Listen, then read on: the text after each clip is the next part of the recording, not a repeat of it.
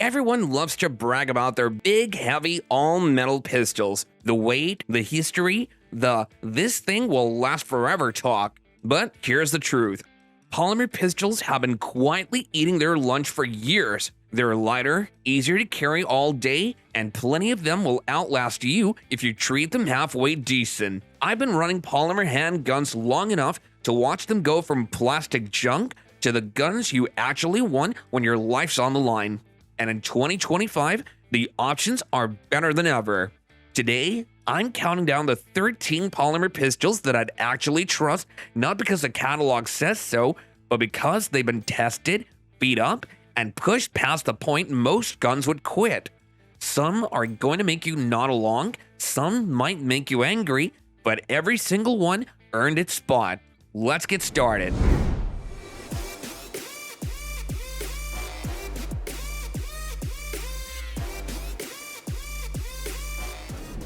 The Ruger American pistol isn't new. In fact, it's been around long enough that most folks stopped talking about it years ago. But here we are in 2025, and this thing is still showing up where it counts.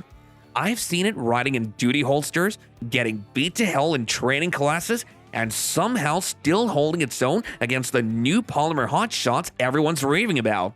My own has been a backup gun for ages, the one I bring out when I'm running low on patience and high on ammo. I've fed it the worst range leftovers, mismatched hollow points, steel case, reloads from a guy who swears they're fine and it just eats them. The conflict? Ruger doesn't hype it, and the crowd chasing the next big thing ignores it. But in 2025, when you strip away the marketing and look at what's still working in the real world, the American is quietly proving that it deserves to stay in the fight. The one carry pistol no one's talking about, but probably should be. The CZ-P10S might not have the fanfare of a Glock 19 or the online worship of the P365, but what it delivers in performance, it absolutely crushes in silence. Built on a polymer frame with classic CZ design philosophy, the P10S is compact, reliable, and shockingly shootable for its size.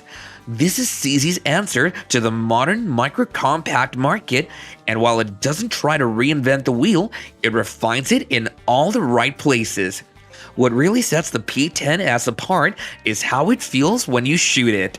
The grip angle, texturing, and bore axis just work. It tracks naturally, recoils minimally, and doesn't punish your hands like some other Micro 9s do. Price is another win, around $450 to $550 depending on the configuration. You're getting premium level performance at a mid-tier price, and very few people are talking about it.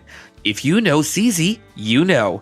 If you don't, the P10S is probably the most overlooked, overperforming polymer pistol on the market right now, and that's why it's number one.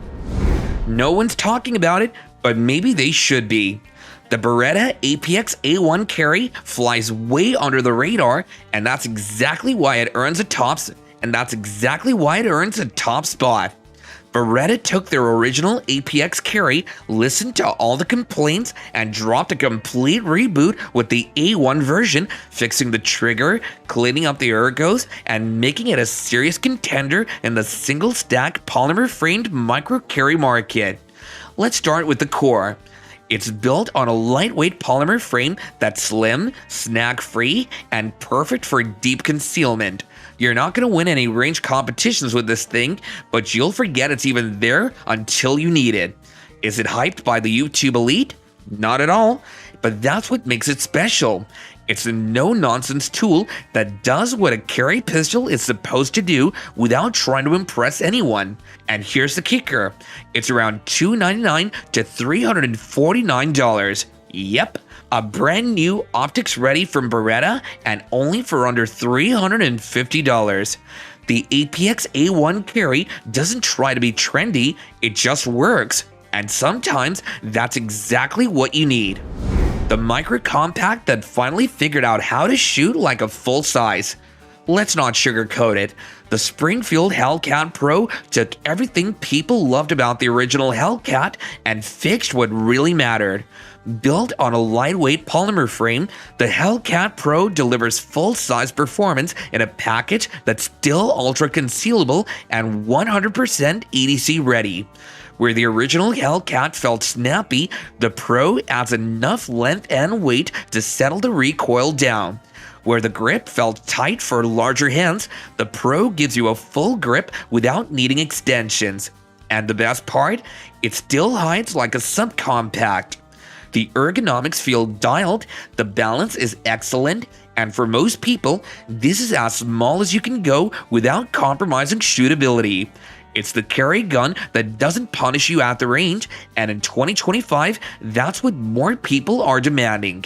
Price sits around $620 to $650, making it competitive with the P365X Macro and Glock 43X MOS, but you get a more complete pistol right out of the box.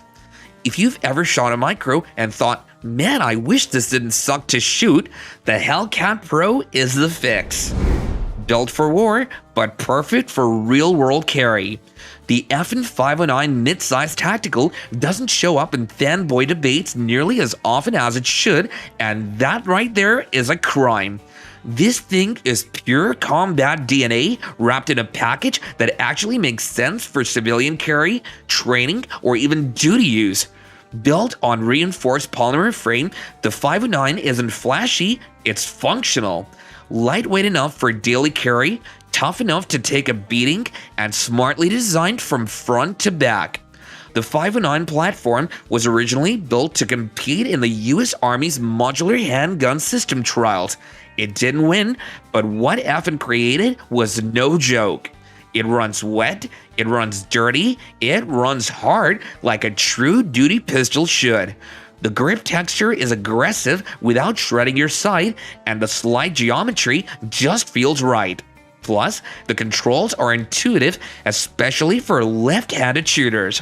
MSRP lands around $1,049, but real-world price is usually closer to $850 to $900. It punches like a $1,500 pistol at half the price. The Canik SFX Rival is the gun that makes people question why they ever spend big money on a competition pistol.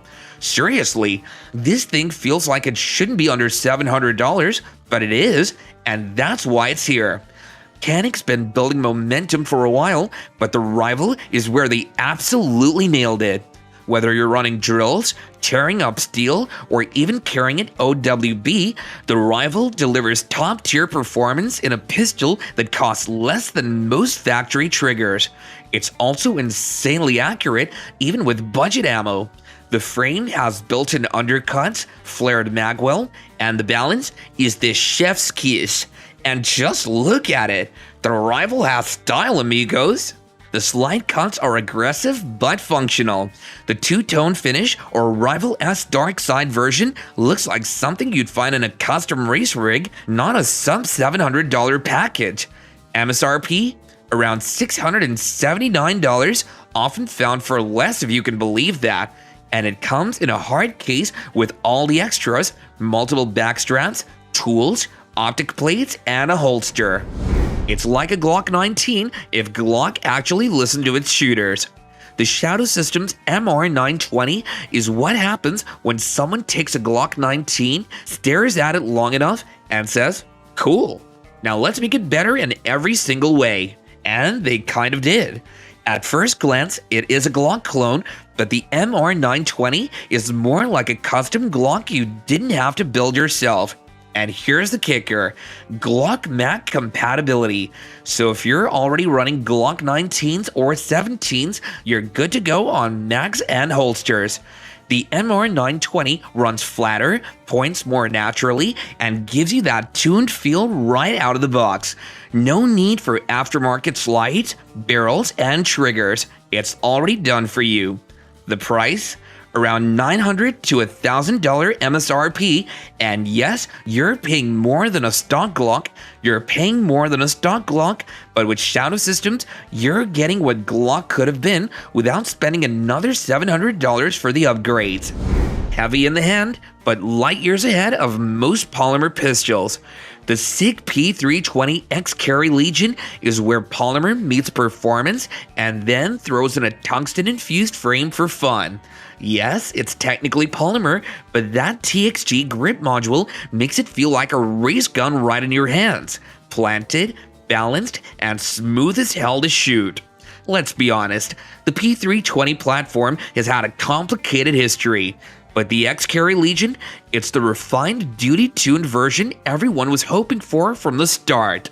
The grip texture is aggressive without being obnoxious. Slight cuts give it that elite custom shop feel, and it's built to run everywhere from defensive ammo to high-round training days. It's not tiny and it's not light, but it shoots flatter than most metal guns and stays right on target. You're looking at around $999 to $1,100,000 MSRP, depending on what extras are included. And yep, it's pricey, but you're paying for Legion grade quality and a carry setup that feels like a competition rig. When Glock guys finally try one, they stop talking. The HK VP9 doesn't make a lot of noise, but it absolutely deserves its spot in the top 10. In fact, it might be the most underrated polymer pistol in the game right now. Everything about this gun is built to run and not to impress fanboys. The trigger break is crisp with a short reset that makes follow-up shots feel fast and natural, and yes, better than a stock Glock. There, we said it.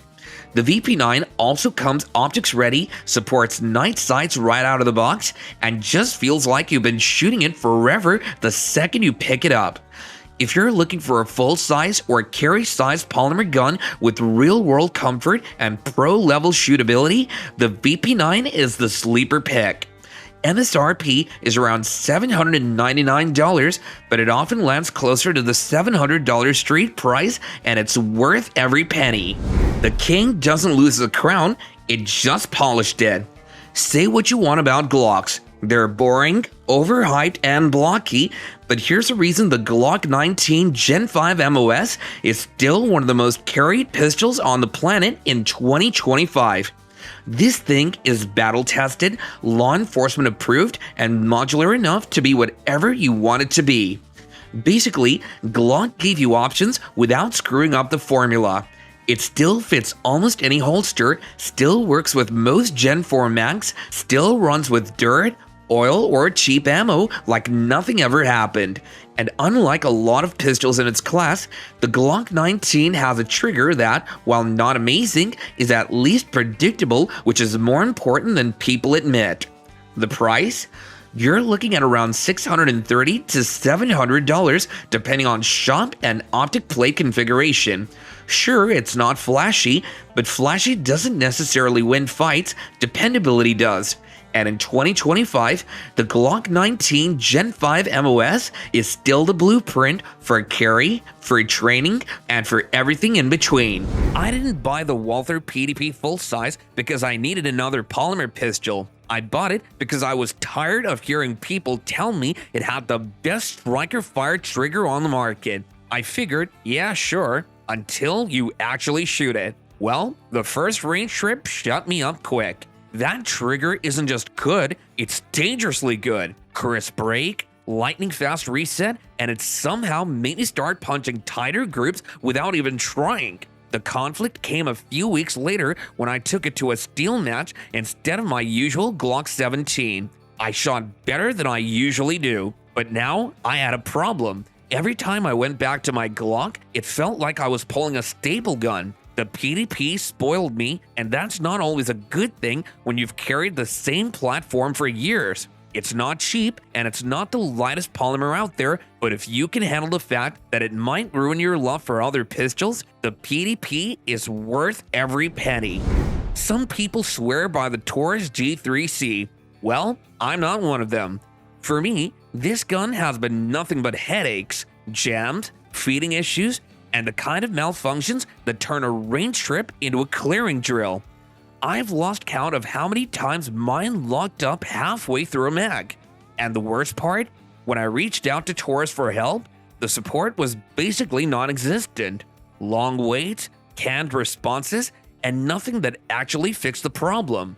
But here's the strange thing. I know shooters who have G3Cs that run just fine. For them, it's been a rock-solid budget carry gun. At its price point, I get the appeal.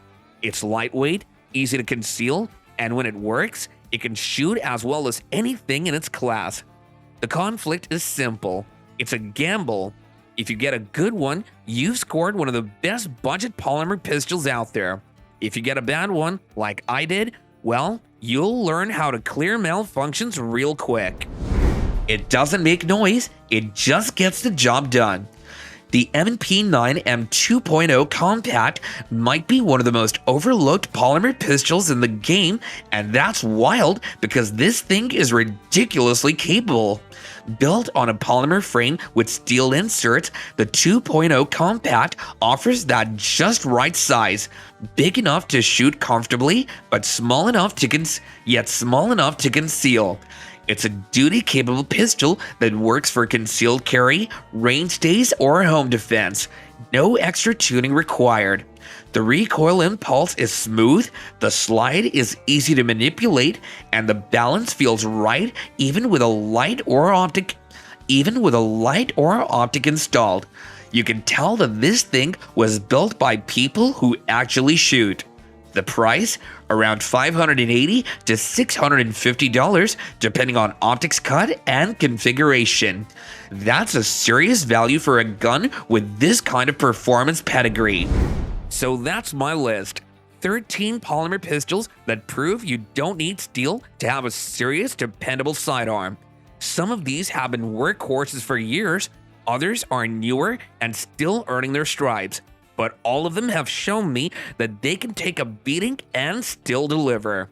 You might have a favorite I left out, or maybe there's one here you think doesn't deserve to be anywhere near the top. Good. Tell me all about it. I want to hear your real-world stories in the comments. Until then, keep your mags loaded, keep your sights sharp. This has been Steve, and I'll see you in the next one.